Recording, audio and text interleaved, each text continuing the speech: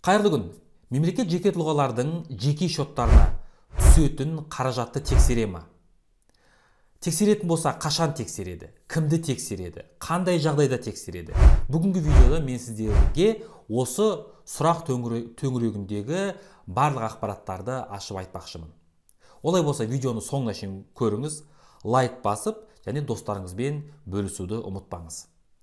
Осы үстіміздегі жылдың 29 наурыз күні Қаржы министрінің 323 бұйрығы жарық көрді. Бұйрық әлі толық күшіне енген жоқ, бірақ сәуір айының 14-інде ол бұйрық толыққанды күшіне енетін болады.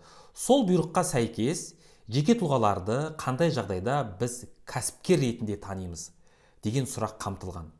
Ол жерде былай айтылған: егерде жеке тұлғаның шотына қатарынан 3 ай көлемінде 100 және одан да көп әртүрлі адамнан ақша кеп түсетін болса, онда бұндай жеке тұлға кәсіпкер болуы ықтимал.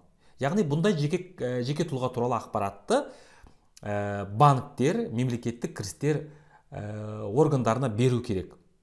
Енді кімдер туралы, яғни қандай жеке тұлғалар туралы қашан беретіндігі жайында мен қазір алдыдағы уақытта айтам. Қазір бірінші мына критерийге қайта оралайын. Яғни 3 ай деген бір жылдың ішіндегі кез келген 3 ай емес, 3 ай қатарынан, мысалы, кез келген қатарынан 3 айдың көлемінде, мысалы, қаңтар, ақпан, наурыз, болмаса наурыз, сәуір, мамыр, қалай? Бірақ 3 ай қатарынан шығу керек. Қатарынан 3 ай бір азаматтың жеке шоты, кәсіпкерлік мақсаттағы шоты емес, жеке шотына 100 және одан да әртүрлі басқа адамдардан ақша кеп түсетін болса, онда ол адам кәсіпкер болуы ықтимал. Егерде ондай ықтималдық бар болатын болса, онда банктер және банктың қызметін атқаратын ұйымдар бұндай азаматтар туралы ақпаратты тізімге енгізіп, мемлекеттік кірістер органдарына беруге міндетті. Ары қарай мемлекеттік кірістер органдары әлгі азаматтармен жеке-жеке жұмыс істейді, шақырып алып, барлығын тексеріспен жүзеге асады.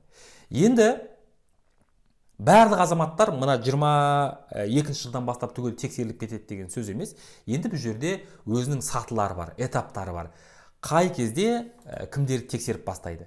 Қараңыздар, бірінші этап ол осы 22 жылдың 1 қаңтарынан бастап мемлекеттік қызметкерлері және олардың жұбайлары, болмаса соларға теңестірілген азаматтардың жеке карточкаларын тексереді. Яғни мемлекеттік қызметкерлердің карточкалары және өздерінің олардың жұбайларының карточкалары, болмаса осындай азаматтар қатарына теңестірілген адамдардың карточкалары тексеріледі. Келесі кезең 2023 жылдың 1 қаңтарынан бастайды. Бұл жерде бюджеттік қызметкерлер, яғни мұғалімдер, врачтар, яғни бюджеттен еңбек ақы алатын қызметкерлер және олардың жұбайлары және соларға теңестірілген адамдар. 23-тен бастап кетті ма? 3-ші этап 24 жылдан басталынады.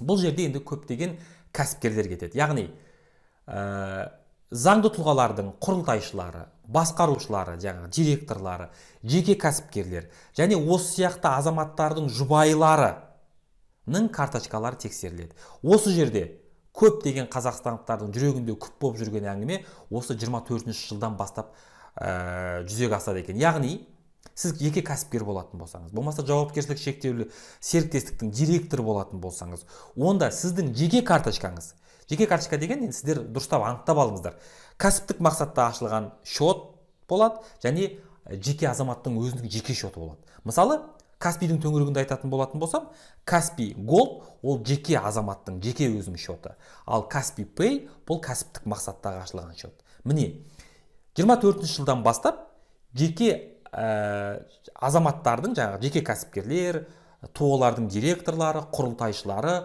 олардың жеке карточкаларында тексереді. 25 жылдың 1 қаңтарынан бастап әлгі алдыдағы айтылған сатыға кірмеген басқа санаттағы азаматтардың барлығының түгел карточкалары тексеріле бастайды. Бұл жайындағы ақпарат мемлекеттік кірістер органдарына қай уақытта беріледі деген сұрақ туындайды. Әр саты, мысалы айталық, 24 жылға байланысты айтайық. Мысалы 24 жылы барлық кәсіпкерлер және кәсіптің төңірегінде жүрген азаматтар осы сатыға кірді делік. Енді Ол азаматтардың карточкалары 24 жыл аяқталып, 25 жылдың 15 қаңтарына дейін тізім жасалынып, 15 қаңтарына шейін беріледі. Яғни әр этаптағы жаңағы ақпараттар сол жыл біткеннен кейінгі жылдың 15 қаңтарына дейін мемлекетке ұсынылып отыратын болады. Яғни бүкіл карталық аударым, мобильдік аударымдардың төңірегіндегі түрлі алып қашпа әңгімелердің нүктесі осы бұйрықпен шешілді деген сөз.